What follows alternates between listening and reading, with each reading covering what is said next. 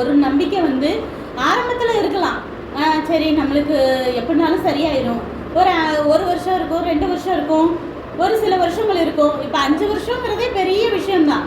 ஆனால் 38 வருஷமும் ஒருத்தனுக்கு நம்பிக்கை இருக்குமா?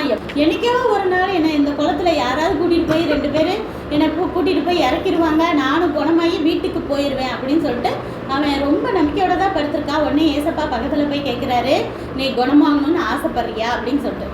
ஏன்னா அவன் மனசில் என்ன இருக்குன்னு தெரிஞ்சுக்கணும் அப்படின்னு சொல்லிட்டு. ஆனால் அவன் விரும்ப போய் தானே அங்கே படுத்திருக்கான் குணமாகணுன்ட்டு. உடனே அவன் என்ன சொல்கிறான், என்னை எங்கெங்க யாருமே கூட்டிகிட்டு போக ஆளே இல்லை, என்னை இறக்கி உள்ளக்க நிப்பாட்டுறதுக்குள்ளே மற்ற யாராவது இறங்கிட்டு குணமாயிட்டு போயிடுறாங்க.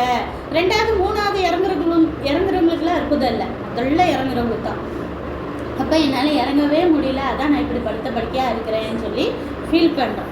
உடனே ஏசப்பா சொல்கிறாரு, சரி பரவாயில்ல, எந்திரி, உன் படுக்கையை எடுத்துக்கிட்டு நீ வீட்டுக்கு போ அப்படின்னு சொல்கிறாரு.